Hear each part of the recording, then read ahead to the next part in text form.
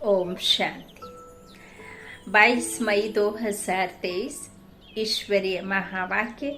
आज के साकार मुरली का सार।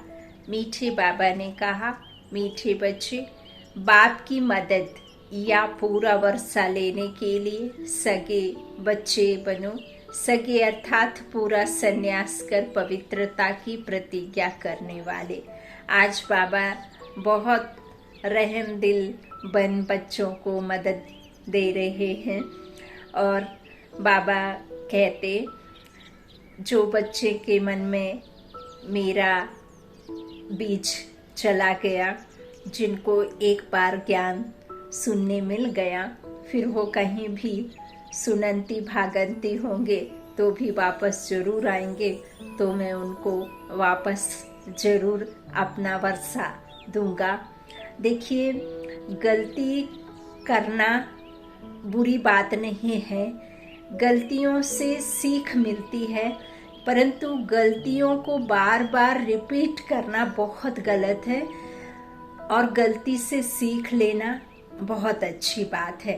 और आज कुछ इस तरह से ही परमात्मा का मुरली का प्रश्न भी बड़ा अच्छा है कि बाप फुल रहम दिल है। कैसे?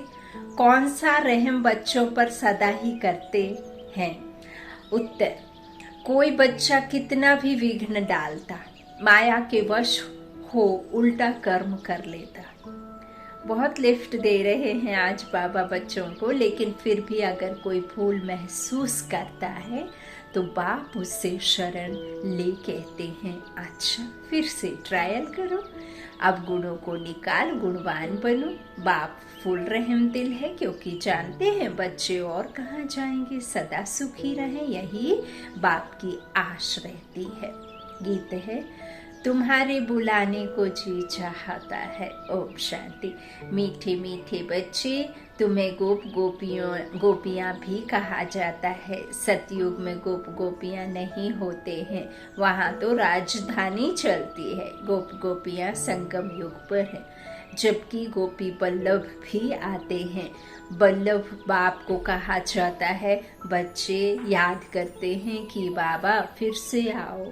सभी सेंटर्स के बच्चे होंगे, सबको पता है कि बाबा इस समय मुरली बजाता होगा।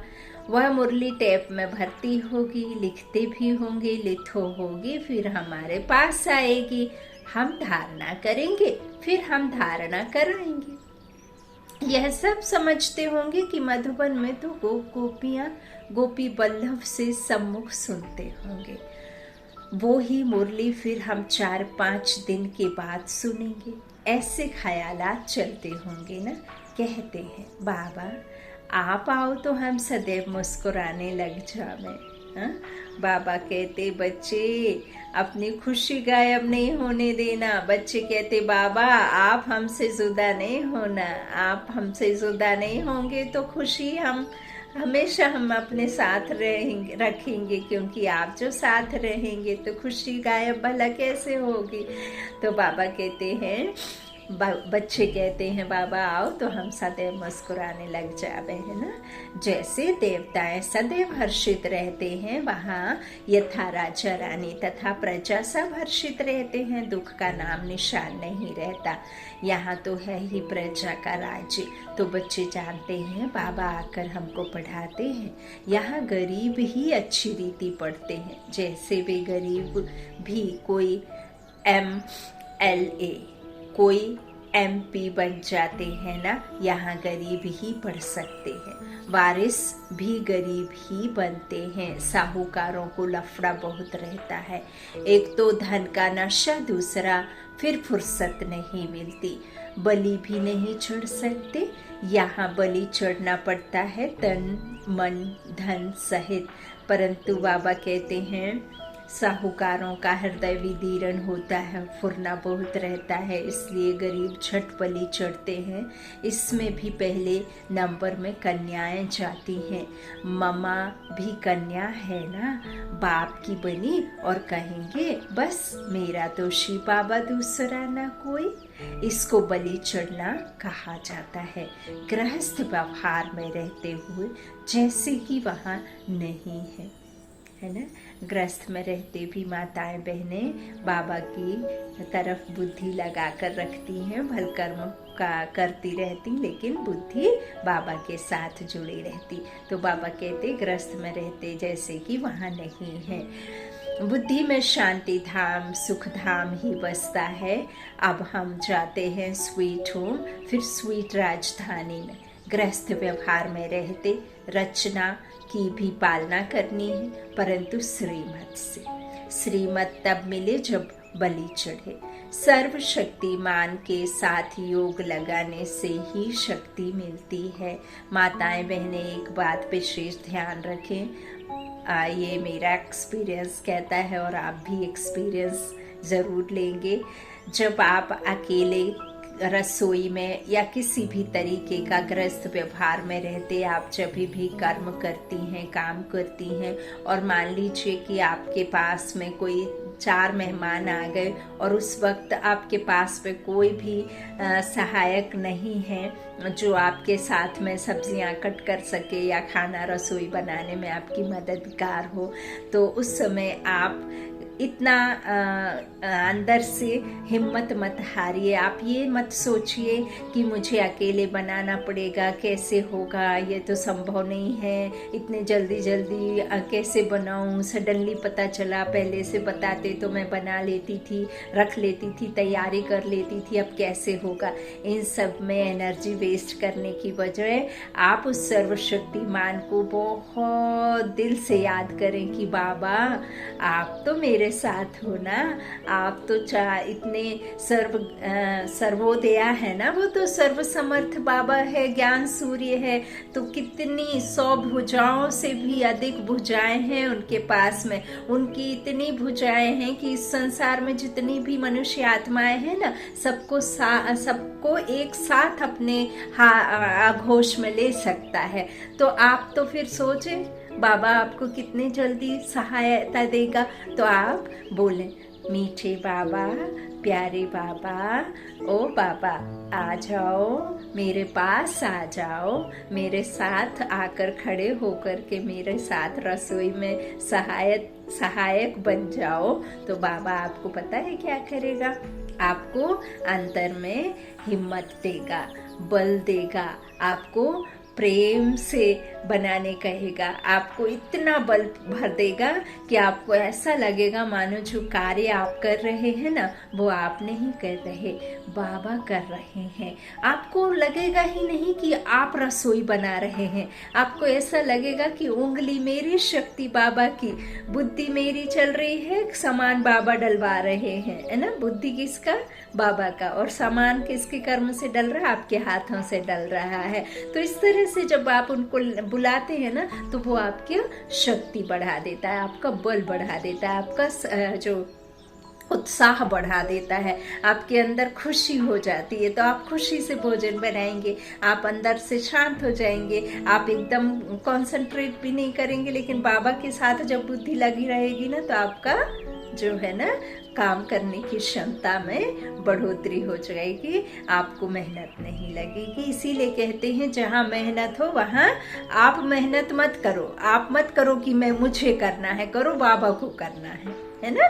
बाबा आओ, करण करावना आप हो, आप करें चाहे ना करें, है ना।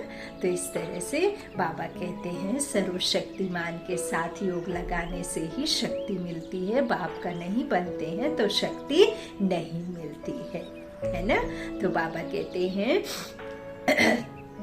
शक्ति तो मुझे बुलाने से, साथ रखने से ही मिलेगी, बाप का नहीं बनते हैं तो शक्ति नहीं मिलेगी। सगे और लगे होते हैं। उन सन्यासियों में भी क्या होता है, हाँ, बाबा कहते हैं कि बुद्धि में जो हमारे हैं तो क्या क्या है बुद्धि में, शांति धाम सुख धाम ही बसता है ना।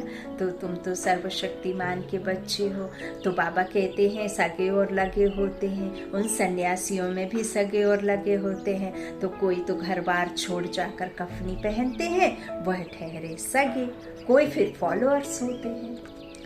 बाबा कहते फिर कोई फॉलोअर्स होते हैं, वह रहते हैं गृहस्थ में, उनको कहते हैं सौतेले। सगे नहीं कहेंगे, उन्हें फिर वर्षा मिल ना सके, क्योंकि अपवित्र रहते हैं। यहाँ भी कोई तो सगे हैं जो पवित्रता की राखी बांधते हैं, बाकी जो पवित्र नहीं रहते हैं उनको सगे कह ना सके। यह है राजयोग द्वारा संन्यास, वह है हठ योग द्वारा संन्यास। बाबा ने समझाया है कैसे अपने को सन्यासियों के फॉलोअर्स कहलाते हैं, परंतु रहते हैं घर गृहस्थ में, तो उनको वास्तव में फॉलोअर्स व सन्यासी कह ना सके। संन्यास करने का पुरुषार्थ करने चाहते हैं, परंतु बंधन है। जिन्होंने कल्प पहले संन्यास किया है वही छोड़ते हैं। ऐसे नहीं कि कोई नए बन जाएंगे, कल्प पहले जिनने किया वही करेंगे। वह तो जाते हैं सगे और वह लगे। यहाँ जो भी बाप के बनते हैं वही सगे ठहरे। मदद और वर्षा भी सगे को ही मिलता है, लगे को मदद मिल ना सके। बाबा ने समझाया है यह है ज्ञान इंद्र सभा। वहाँ बाबा कहते यहाँ सब ज्ञान पुखराज परी हैं। 9 रत्नों की भी बहुत महिमा है। 9 रत्न की अंगूठी भी पहनते हैं, और यहाँ बाबा हमें 9 रत्नों का राज समझा रहे हैं कि क्या है यथार्थ राज अंगूठी रत्न का। तो रत्न की अंगूठी भी बाबा कहते पहनते हैं। ब्राह्मण लोग कहते हैं यह पहनो तो तुम्हारी दशा बदलेगी, है ना। हम आपने भी पहनी है भक्ति में। अब हम भल समझ गए हैं कि 9 रत्न क्या है ना। तो बाबा कहते हैं पत्थरों की भी महिमा करती है, वे ही तो तुम बच्चे हो।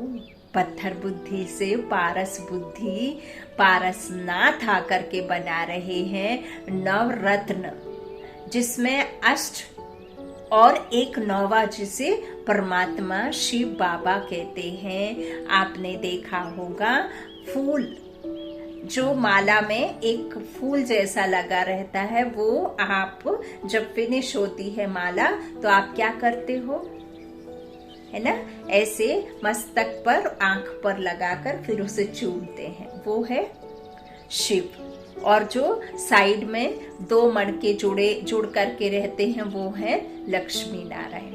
फिर और मणके तो 108 की जो माला बनती है ना। तो बाबा कहते इस तरह से तुम्हारी दशा बदलेगी। लेकिन पत्थरों की भी महिमा करती है। बाबा कहते वो ही तुम बच्चे हो। जितने जो सर्विसेबल बच्चे हैं वे विजय माला में आते हैं। तो बाबा कहते हैं कि जो बच्चे जितने सर्विसेबल बच्चे हैं ना वे विजय माला में आते हैं। ऊंचते ऊंच है हीरा बनाने वाला बाबा, उनको बीच में रखते हैं। मनुष्य तो इन बातों को जानते ही नहीं। 9 रत्न कौन है, पत्थर से भेंट क्यों करते हैं, जैसे नदियों से भी भेंट करते हैं। तुम हो ज्ञान नदियाँ, वह है पानी की। तो कहते हैं बाबा आओ तो हम सदैव हर्षित रहेंगे, आपकी मुरली सुनकर औरों को सुनाएंगे। फिर हाँ, प्रिंस प्रिंसेस बन रत्न जड़ित मुरली भी बजाते हैं। मुरली बजाने का शौक रहता है। श्री कृष्ण को भी मुरली थी जरूर, जबकि वह प्रिंस था, रास करता था। बाकी ज्ञान मुरली सुनाना या बजाना तो ज्ञान सागर का ही काम है। ज्ञान कृष्ण दे ना सके, ज्ञान मुरली कृष्ण बजा ना सके। ये दोनों काम तो सिर्फ और सिर्फ परमपिता परमात्मा के ही हैं कि ज्ञान मुरली सुनाना और बजाना ज्ञान सागर ही कर सकते हैं। वह ज्ञान मुरली बाप आकर चलाते हैं। ज्ञान की बात यहाँ ही होती है, वहाँ ज्ञान की बात नहीं होती। ये अब मुरली बजाने वाली तुम बच्चियाँ हो। सतयुग में त्रिकालदर्शी बने का ज्ञान नहीं होता, वहाँ यह नॉलेज प्रायः लोप हो जाती है। परंपरा नहीं चल सकती, पीछे तो होती है प्रारब्ध। ज्ञान एक ही बार मिलता है। अभी तुम 21 जन्मों के लिए प्रारब्ध पा रहे हो, प्रारब्ध मिलेगी फिर तो बाबा भी परम धाम में जाकर बैठ जाते हैं। तुमको ज्ञान योग बल से विश्व का मालिक बनाकर हम वाणी से परे हो बैठ जाते हैं। फिर वहाँ मेरे को कोई नहीं जानते, मुझ रचयिता और मेरी रचना को कोई नहीं जान सकते। ना बाप को जानते, ना सृष्टि के आदि मध्य अंत को जानते, और जरूरत ही नहीं है। सतयुग में प्रारब्धि प्राप्ति है, जो संगम पर ज्ञान मिला उसका आपको वहां मिलना है, प्राप्त होना है सब कुछ। और फिर वहां जा करके जब हम उतरते हैं, उतरती कला में आते हैं, कामचिता पर बैठ देवी देवता जब काले हो जाते हैं तो मनुष्य में उसमें आ जाते हैं। मध्यकाल शुरू हो जाता है, मध्यकाल अर्थात वहां से भक्ति शुरू हो जाती है द्वापर से। तो वहां पे तो किसको पता ही नहीं रहता है कि हमें किसने कहाँ भेजा था और हम कहाँ आए। फिर परमात्मा कहते हैं वहां से दुख शुरू तो हो जाते हैं, लेकिन दुखी नहीं होते हैं, ना कि बिल्कुल हर कोई दुखी हो जाता है। क्योंकि जब शुरुआत होती है तो और धर्म आते हैं, तो सबसे पहले सतो रजो तमो में आते हैं आत्माएं, है ना। तो उस तरह से फिर अब कलिकाल में, कलयुग में बिल्कुल चारों तरफ वो घोर अंधियारी रात छाई हुई है, अशांति है, दुख है, ये माया व्याप्त है, और हर कोई दुख एक दूसरे को दे रहे हैं। थोड़े थोड़े पैसे के लिए एक दूसरे का गला काटने तैयार है। बाप बच्चे का, बच्चा बाप का, बीवी पति का, पति बच्चे का, कुछ भी कोई नहीं समझ रहा किसी को। अभी सुबह में यदि एक दूसरे के लिए जान देने के लिए तैयार है तो शाम तक कान के कच्चे सुन करके रिश्तों को गला काटने भी तैयार है। तो ऐसे शक की नींद में सोए हैं, और ऐसी आत्माएं इस घनघोर अंधेरी रावण की दुनिया में खोई हुई है और की चाहत में लगी हुई है। तो बाबा कहते हैं इस तरह से जो तुम जाकर के परम धाम में जाकर मैं बैठ जाता हूँ, तुमको प्रारब्ध मिल जाती है, और तुम, बाबा कहते तुमको ज्ञान योग बल से विश्व का मालिक बनाकर हम वाणी से परे जाकर बैठ जाते हैं। बाबा कहते हैं फिर वहाँ मुझे कोई नहीं जानता, ना मुझे, न रचना को, न रचता को। और फिर बाबा कहते हैं कोई जान भी नहीं सकते, ना बाप को जानते, ना सृष्टि के आदि मध्य अंत को जानते। वहाँ यह ज्ञान नहीं रहता है। राधे कृष्ण को वहाँ यह पता हो कि फिर 14 कला बनना है तो राज्य ताज की खुशी ही गुम हो जाए, यह ज्ञान वहां रहता ही नहीं। बाप हर बात क्लियर समझाते हैं। तुम भी सन्यासी हो, वे भी सन्यासी हैं। वो है हठ योग का सन्यास।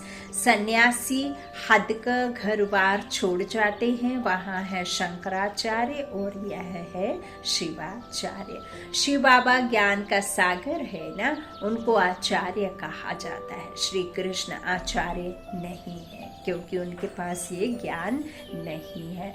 और बहुत प्यारा प्रश्न भी कोई बच्चे ने बाबा से पूछा कि बाबा भक्ति का फल श्री कृष्ण देते हैं या आप देते हो? तो बाबा ने बहुत ही क्लियर और बहुत प्यारा आंसर दिया। बाबा ने कहा उसे तो पता ही नहीं जिसकी तुम भक्ति करते हो कि मुझे भक्त पुकार रहे हैं, लेकिन मुझे पता है कि मुझे तुम भक्त पुकार रहे हो, इसीलिए भक्ति का फल भी मैं ही देता हूँ, क्योंकि शिव बाबा ही जानता है कि फल मुझे ही देना है। कृष्ण तो जानता नहीं, वो तो अनुज है, उससे कैसे तुम्हें वर्षा मिलेगा या कैसे फल मिलेगा। अच्छा, तो बाबा कहते हैं श्री कृष्ण आचार्य नहीं है, भगवान शिवाचार्य बैठ तुम बच्चों को समझाते हैं, राजयोग सिखलाते हैं। वह हठ योगी है, वह राजयोग सिखला ना सके।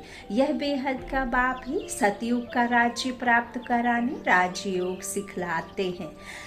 तुम अब बाप के पास आए हो, वे जन्म वाय जन्म संन्यास लेते हैं, तुम 21 जन्म फिर संन्यास नहीं लेते हो। तुम जानते हो यह पुरानी दुनिया है, हम इसको ठोकर मारते हैं। शिव बाबा ने 2 प्रकार की यात्राएं समझाई हैं।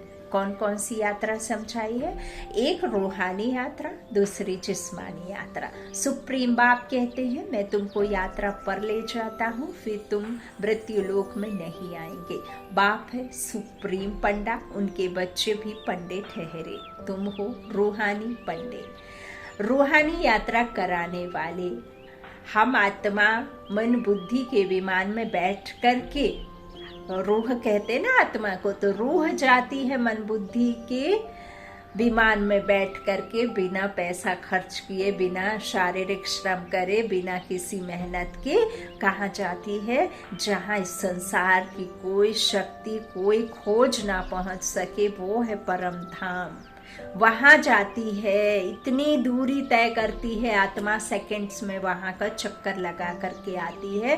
तो ये है रूहानी यात्रा जो हमें रूहानी बाप सिखाते हैं। फिर बाबा ने हमें भी बच्चों को कहा कि तुम रूहानी पंडे हो, रूहानी यात्रा कराने वाले, यह धारण करने की बातें हैं। बच्चे अच्छी रीति धारणा कर समझाते हैं। कोई फिर ऐसे भी हैं जिनका योग पूरा नहीं रहता है। भल ज्ञान की धारणा अच्छी रहती है, योग नहीं ठहरता है। ज्ञान में माया इंटरफियर नहीं करती है, योग में माया इंटरफियर करती है। जैसे रेडियो में स्पीच करते हैं तो लड़ाई जब लगती है तो एक दो का आवाज सुनने नहीं देते हैं, खिटखिट करते हैं, तो योग में माया भी इंटरफियर करती है। भारत में योग का नाम मशहूर है। प्राचीन योग किसने सिखाया? उन्होंने श्री कृष्ण भगवान वाच कह दिया है। श्री कृष्ण तो है सतयुग में, फिर उनका नाम, रूप, देश, काल बदलते बदलते यह है अंतिम जन्म। फिर उसमें बाप प्रवेश करता है, कर उनको यह बना रहे हैं। क्या बना रहे हैं? यहाँ बात समझे, बात समझ में आई। श्री कृष्ण सतयुग का प्रिंस, ठीक है, तो सतयुग का प्रिंस है। फिर जब वो सतयुग में आते हैं तो फिर वही रजो अवस्था में नारायण बनते हैं, है ना, नारायण बनते हैं ना, तो उनका जो रूप है वो बदल जाता है। फिर उनका क्या शुरू होता है? राज्य शुरू होता है, लक्ष्मी नारायण का राज्य। तो उनका नाम, रूप, देश, काल, जब फिर वो त्रेता में आएंगे, सतयुग की आठ राजाई चलेंगी, तो जब जब वो जन्म लेंगे तब तब उनका नाम, रूप, देश, काल सब बदलता रहेगा। माता पिता भी बदलेंगे। तो बदलते बदलते बदलते उन्होंने क्या किए? 84 जन्म लिए। 84वां जन्म कौन सा है उनका? ब्रह्मा। तो ब्रह्मा में कौन आते हैं? परे ते परे रहने वाले परम पिता परमात्मा, है ना, वो आते हैं। इनकी प्रकृति की कुटिया में आकर के कंबाइंड नहीं होते, बगल में आकर बैठते हैं। फिर वही आकर के ब्रह्मा को बताते हैं कि तुम कौन हो और तुमने कितने जन्म लेकर के तुम ब्रह्मा बने, तुम कौन थे, अब कौन बन गए हो, अब तुम्हें मैं वापस प्रिंस बनाता हूँ। तो इनकी जो आत्मा है वही परमात्मा अभी पुरुषार्थ करवा करके फिर इनका राज इनको समझा करके कृष्ण बनाते हैं। तो कृष्ण के लिए ये खुद पढ़ रहे हैं। तो बाबा कहते हैं मैं इनको बताता हूँ। तुम जानते हो ब्राह्मण सो देवता बने, फिर क्षत्रिय सो वैश्य सो शूद्र बने। बाप बैठ समझाते हैं, मैं जो भी तुमको नॉलेज देता हूँ वह प्रायः लोप हो जाती है, इस द्वारा सुनाता हूँ। ब्रह्मा मुख का आधार लेकर के मैं सुनाता हूँ, क्योंकि मैं परमात्मा हूँ और आत्मा तुम आत्मा के जैसे ही हूँ, इसलिए मैं शरीर लेता जरूर हूँ, लेना ही पड़ता है, नहीं तो तुम जीवात्माओं को मैं कैसे समझाऊं। प्रेरणा से कोई बात नहीं बनती। ऊपर से यदि बादल गरज जाए, बिजली चमक जाए, तो तुम्हें आदि मध्य अंत का ड्रामा नहीं समझ आएगा। जो मैं कच्छ मच्छ में अवतार लेता तो फिर तुमको कच्छ मच्छ को देख करके यह ज्ञान समझ में नहीं आता। जो मैं किसी कुत्ते बिल्ली में आता तो कुत्ते बिल्ली के द्वारा तुम्हें ज्ञान प्राप्त नहीं होता, क्योंकि तुमने शरीर लिया है तो तुमको मुख और कान जरूर चाहिए सुनने और सुनाने के लिए। तो पहला नंबर नदी ब्रह्मा, मेला लगता है ना, ब्रह्मपुत्र और सागर पर लगता है ना मेला। तो यह ब्रह्मपुत्र है बड़ी नदी जो धारणा करके कराते हैं। बरोबर भगवान रूप बदल कर आया है, जो निराकार रूप है वह बदल कर साकार में आते हैं, है ना। निराकार जैसे हम आत्मा हैं, मैं आत्मा हूँ। जब मैंने शरीर को धारण किया तो सबसे पहले मैंने एक बच्चे के शरीर में आई। ऐसे तो नहीं कि मैं डायरेक्ट बूढ़े के तन में आ गई हूँ, नहीं, मैं आत्मा हूँ। तो मैं आत्मा सबसे पहले माँ के गर्भ में आई, फिर माँ के गर्भ में 9 महीने इंतजार किया, फिर इस धरा पर आई, है ना, बाहर निकली। फिर उसके बाद में मैंने 1 साल, 2 साल, 3 साल, 4 साल, 5 साल के बाद में पढ़ाई शुरू करी। आत्मा ने, शरीर की उम्र बढ़ती गई, है ना, लेकिन आत्मा तो वैसे की वैसी थी। लेकिन यहाँ परमात्मा किसी बच्चे के तन में नहीं आते, माँ के कोख में नहीं आते, वो डायरेक्ट परम धाम से ब्रह्मा तन के आधार लेते हैं, है ना। तो इस तरह से साकार, जैसे मैं आत्मा शरीर में दिख रही हूँ साकार में, ऐसे ही परमपिता परमात्मा इनके तन का आधार लेकर के साकार में हमें ये ज्ञान दे रहे हैं। ब्राह्मणों का सबसे उच्च कुल है। बाप ब्रह्मा मुख कमल द्वारा ब्राह्मणों को ज्ञान दे देवी देवता धर्म और क्षत्रिय धर्म की स्थापना करते हैं। सतयुग त्रेता में और कोई धर्म होता नहीं, अब स्थापना हो रही है। राधे कृष्ण जो है वह लक्ष्मी नारायण बनते हैं। जिन्होंने भी पढ़ाई की है वह सतयुग में तो जरूर आएंगे, क्योंकि अविनाशी ज्ञान का विनाश नहीं होता है। प्रजा तो बहुत बनती है ना, कोई चले जाते हैं फिर चक्र लगाकर आ जाते हैं। जाएंगे कहाँ? क्षमा तो एक ही है, परवाने अनेक है। तो यहाँ तो दुखी सभी हैं, लेकिन जो सुखी बनाने वाला है वो तो एक है। तो सभी परवाने बाबा के हैं ना, तो बाबा कहते हैं इस तरह से क्षमा पर आते रहेंगे। भागंती हो जाने वाले भी आएंगे, क्योंकि परमात्मा के ज्ञान रूपी बीज का तो उनके उसमें डल गया है बीज, तो फिर कभी न कहीं, कहीं न कहीं से पानी खाद पड़ेगी तो जरूर लौट कर आएंगे। सतगुरु की निंदा कराई है फिर भी बाबा के पास आते हैं। तो समझाया जाता है फिर से तुम यह ज्ञान उठा सकते हो। वह फील करते हैं बरोबर हमारी ही भूल है, तो उनको भी शरण लेना पड़ता है, फिर उनकी भी सेवा करेंगे। अंत तक फुल रहम करना है। कितना भी विघ्न डालते हैं फिर भी कहेंगे भल आओ, ट्रायल करो। मना नहीं है, बाप है ही फुल रहम दिल। भोलानाथ कहते हैं ना, भोला भंडारी, तो तुम उनके बच्चे हो ना, कहते हैं माया ने भटकाया है, फिर भी उनकी सर्विस की जाती है। शरण में आते हैं तो फिर उठाना है। अब गुण को निकाल गुणवान बनाना चाहिए। बाप कभी दुश्मन नहीं बन सकता। बेहद का बाप कहेंगे कि बच्चे सुखी रहो। रहम आता है, कहाँ जाएंगे? और तो कोई जगह है नहीं जहाँ बाप से वर्षा ले सके। बाप सब बातें समझाते हैं, बहुत नहीं धारणा कर सकते हैं तो फिर थोड़ा ही सही। अच्छा, मन मना भव, बाप की याद में रहो। आत्मा का स्वधर्म है शांत। अटेंशन प्लीज, सावधान। अपने बाप को याद करो। बाप को याद करने से वर्षा जरूर याद आएगा। ऐसे हो नहीं सकता वर्षा याद ना आए। बाप और वर्षे को याद करने से तुम जीवन मुक्त बनते हो। कितनी सहज बात है। नाम ही रखा है सहज राजयोग। योग कहने से ही मूंझते हैं। यह तो बाप को याद करना है ना। बाबा कहते हैं योग शब्द को हटाओ, योग से मूंझ जाते हैं। योग फिर अलग अलग तरीके से जो भक्ति में समझाए उस तरह से वो योग याद आने लग जाता है। जबकि योग माना याद, और याद किसकी? भगवान की। और वो याद क्यों करना है उसे? क्योंकि उससे हमें 21 जन्मों के सुख मिलते हैं। तो वो याद कैसे आएगा? जब आप उसके साथ में संबंध जोड़ोगे। अब संबंध कैसे जोड़ोगे? जब हमें यह पता चलेगा कि वो कैसा दिखता है, कौन है, कहाँ रहता है, और उससे हमारा संबंध क्या है। तो बाप और बच्चे का, मैं आत्मा और उस परमात्मा की संतान हूँ। तो इस तरह से फिर हमें उसे याद करना है। और कौन सा ऐसा ज्ञान है जिसके बिना सदगति नहीं? तो यही उच्चते उच्च ज्ञान सागर का ज्ञान है, जिसके बिना इस संसार में किसी भी आत्मा की सदगति नहीं। मुक्ति जीवन मुक्ति दाता एक बाप है। तो इस तरह से बाबा कहते हैं ज्ञान, योग शब्द जो है हटाओ, याद शब्द ठीक है। बाबा कहते, अरे बच्चे, तुम बाप को भूल जाते हो। जिस बाप से हीरे जैसा जन्म मिला है तुम उनको भूल जाते हो। लौकिक बाप को कब भूलते हो? बाबा को भूला तो वर्षा गुम।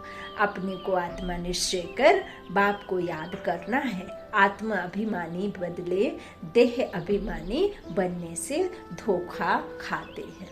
हम तो आत्मा है, लेकिन हम इस शरीर को जो दिखाई देता है उसको सब समझ बैठे तो आत्मा अभिमानी की जगह देह अभिमानी बनने से धोखा खाते हैं। सन्यासियों का है निवृत्ति मार्ग। भारत पतित बनना शुरू हो जाता है तो यह आकर मरम्मत करते हैं।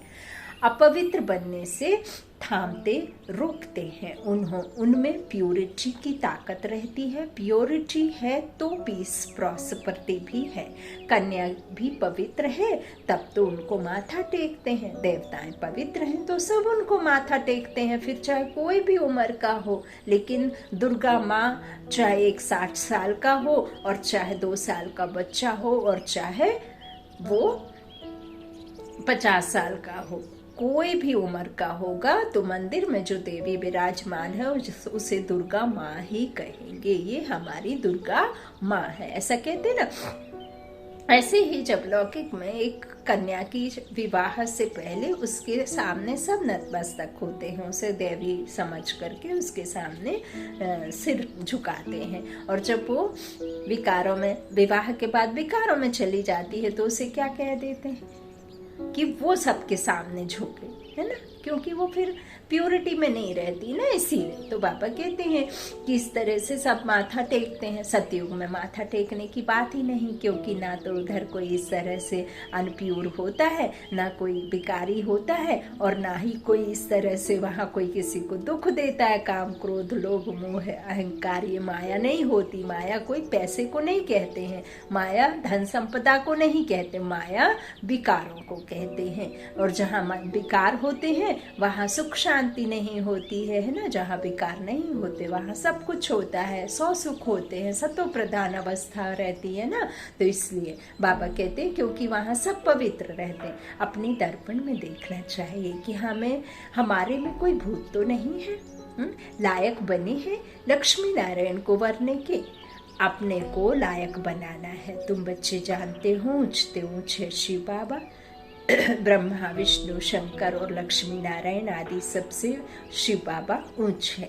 एक शिव बाबा ही हीरे जैसा है, बाकी इस समय सब तमो प्रधान कौड़ी जैसे हैं। महिमा सारी एक बाप की है, बाप की ही है ना। सारी सृष्टि को स्वर्ग बनाना यह बाप का काम है। बाप के अलावा किसी का काम हो ही नहीं सकता, तो यह बाप का ही काम है। अच्छा, मीठे मीठे सीखी लाधे बच्चों प्रति माता पिता बाप दादा का याद प्यार और गुड मॉर्निंग। रूहानी बाप की रूहानी बच्चों को नमस्ते। हम रूहानी बच्चों की रूहानी माता पिता बाप दादा को याद प्यार और गुड मॉर्निंग। धारणा के लिए मुख्य सार, पहला बाबा ने कहा बाप पर पूरा बलि चढ़, बाप का सगा बच्चा बन, बाप से पूरा वर्षा लेना है, पूरा पवित्र बनना है। दूसरा, अपने को दर्पण में देख भूतों को निकाल गुणवान बनना है। बाप की मुरली सुन धारण कर औरों को करानी है। वरदान है परमार्थ के आधार पर व्यवहार को सहज बनाने वाले भाग्यवान आत्मा भव। आधाकल्प व्यवहार में, भक्ति में, धर्म के क्षेत्र में सब में मेहनत की और अभी मेहनत से छूट गए। अभी व्यवहार भी परमार्थ के आधार पर सहज हो गया। निमित्त मात्र कर रहे हो, हाँ, निमित्त बनकर कर रहे हो ना। निमित्त मात्र करने वाले को सदा सहज अनुभव होगा। व्यवहार नहीं है लेकिन खेल है, माया का तूफान नहीं लेकिन ड्रामा अनुसार आगे बढ़ने का तोहफा है ना। तो मेहनत छूट गई ना। ऐसे मेहनत से अपने को बचाने वाली श्रेष्ठ भाग्यवान आत्मा हूँ। इसी स्मृति में रहो। स्लोगन, जीवन में मधुरता का गुण धारण करना ही महानता है। जीवन में मधुरता का गुण धारण करना ही महानता है। अच्छा, ओम शांति। शुक्रिया बाप दादा, शुक्रिया आप सभी भाई बहनों के स्नेह का, प्यार का।